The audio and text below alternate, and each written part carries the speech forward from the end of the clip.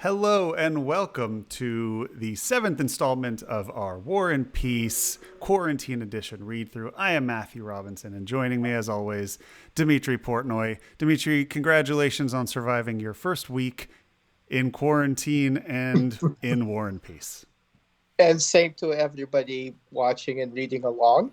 On the seventh day, God rested, but Tolstoy is stepped on the gas pedal. These Yeah. pages fly by in a fury that actually took me by surprise. I think for future reads, I will tell people just get to page 300. The beginning of volume two. Yeah. And the novel is transforming and really feeling its oats.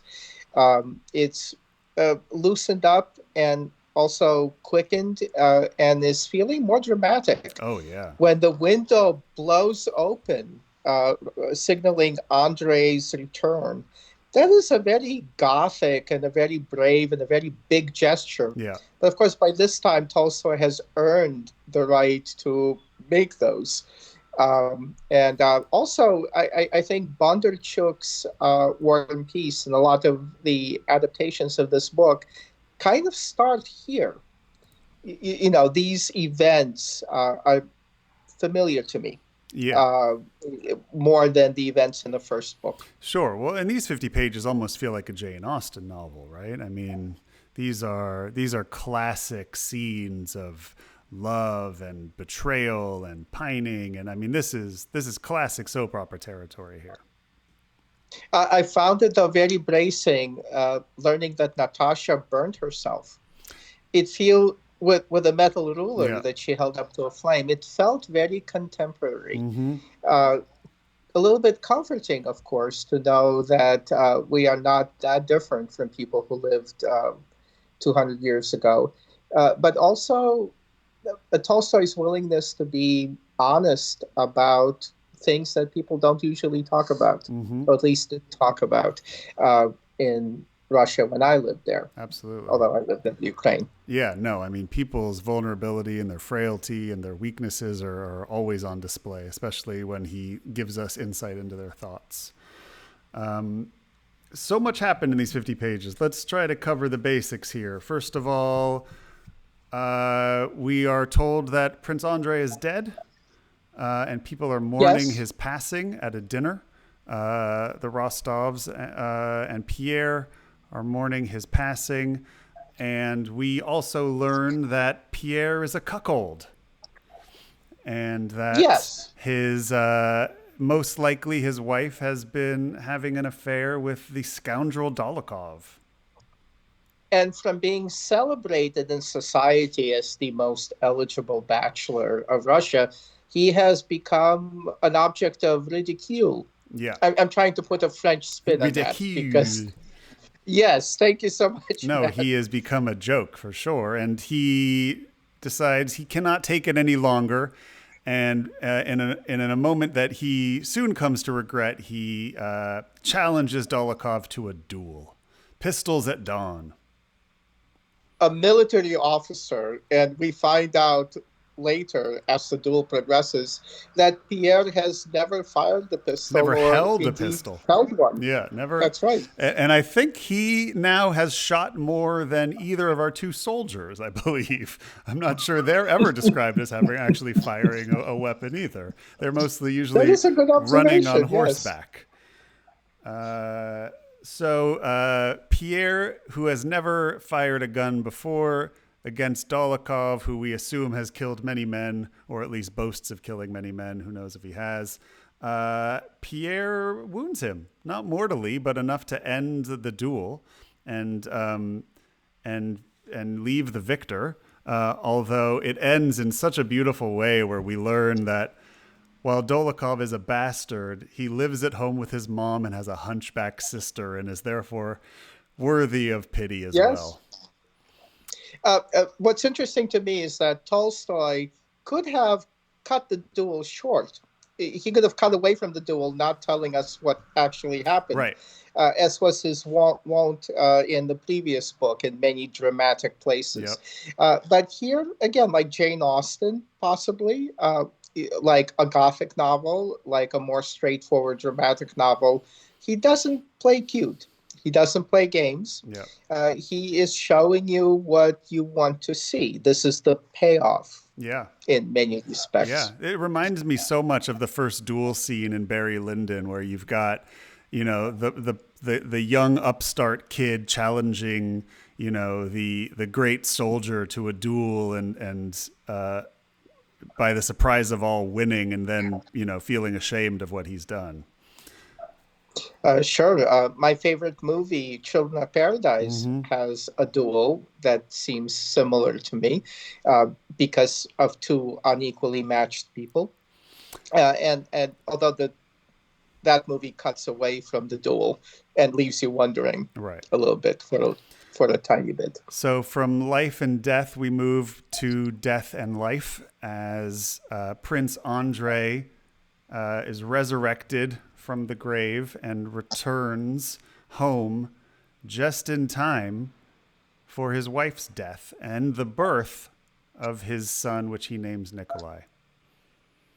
Furthering our confusion, there's so many Nikolais. Yes, as if we needed another Nikolai. Book. But such a profound and beautiful, and the first moment of the book that brought tears to my eyes, and just that tragic moment of hearing the screaming of his wife fade into the crying of his son is just moving and tragic and absurd. And he blames himself for her death. And in a way he is to blame, because he took her to the country where I would imagine the infant mortality rate quadruples compared to, staying in the cities where she would have had better doctors. And the German doctor Yeah. that they keep waiting for, he arrives instead of the German doctor. That's right. There's a little bit of an ironic substitution here.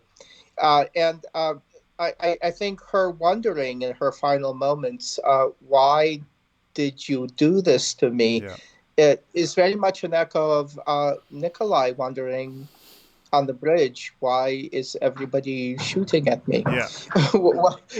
What do they have against me? Yeah, no, all of our characters are often finding themselves in sort of the classic Greek tragedy role of the humans on Earth questioning the gods of why this is happening to them, and it all just seeming like absolute chaos and nonsense and absurdity.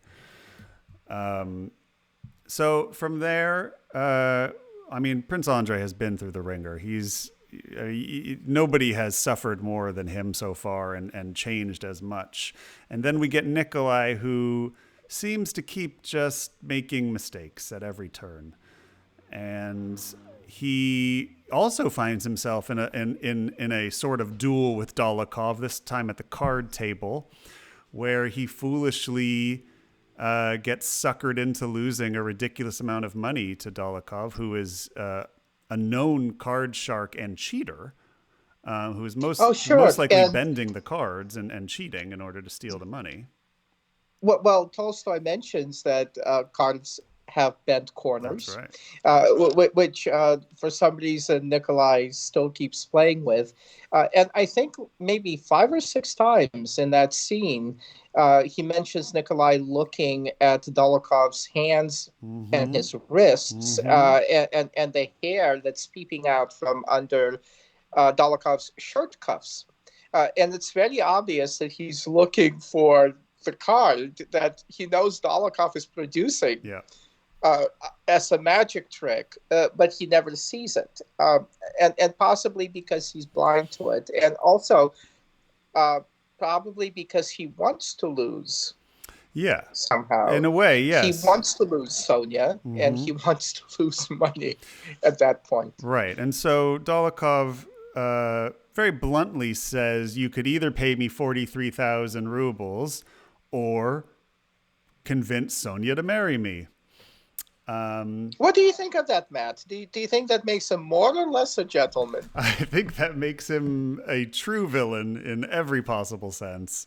And we will see if it's left as a cliffhanger as to whether or not we are actually going to get Nikolai to succumb to this wish. He tells his father he needs to produce the money, but his father needs a few days to do it, and we'll see what happens there. But Nikolai is failing morally at every turn, it seems, at least in Tolstoy's estimation, I would imagine. Natasha rejects a diminutive suitor with a speech impediment. Yeah, poor Denisov. Who is actually an excellent dancer. Mm-hmm, an amazing dancer. At least a very vigorous one. Yeah, but she is, I think, 14 years old and probably, well, I don't know, maybe. I mean, I think women were getting married at that age. They were at least promised to be married at that age. But yeah. And then we get a couple pages into Pierre's next storyline, which is going to involve the Masons. But Pierre is having an existential crisis. And I'm going to read a section here that is also a famous Tolstoy section, where Pierre, much like I described earlier, is sort of in a way down on his knees, asking the gods what this all means. So we have... the postmaster came in and humbly began asking His Excellency to wait only 2 hours, after which, come what might, he would give His Excellency post horses. The postmaster was obviously lying and only wanted to get extra money for the traveler. Is that bad or is that good? Pierre asked himself. For me, it's good. For some other traveler, it would be bad. And for the postmaster, it's inevitable because he has nothing to eat. He says an officer gave him a thrashing on account of that. The officer gave him a thrashing because he had to leave soon. And I shot at Dolokhov because I considered myself insulted. And Louis XVI was executed because he was considered a criminal. And a year later, those who executed him were also killed for something. What is bad? What is good? What should one love? What hate? Why live? And what am I? What is life? What is death? What power rules over everything? He asked himself. And there was no answer to any of these questions except one, which was not logical and was not at all an answer to these questions. This answer was, you will die and everything will end. You will die and learn everything or stop asking. But to die was also frightening. It's interesting that we don't learn until a couple of pages later, as he talks to the mysterious stranger, that at this point, Pierre does not believe in God. Right. He is an atheist at this point and does not have the comfort of an afterlife in his thoughts. So this is quite harsh and very stark, also very young. He is young. And he's asking the really, really, really big questions. As young people he's do. He's kind of having a dorm room discussion with himself. No, this could be his 16-year-old emo poetry for sure. And yeah, as if an answer from the heavens above comes a Freemason with his bag of tricks, and then we'll see if this is a false prophet or a true one that has come to him. But it's going to be transformative nonetheless. And that's it. We made it to the end of the first week. We just do this 3 more times and we'll have read War and Peace. Yes. Yes. And there's a sequel, right? Yeah. Anna Karenina. We'll do that one next. All right, Dimitri. Well, be well, and we'll talk again tomorrow. I'll see you tomorrow. See you at 400. Bye-bye. Bye.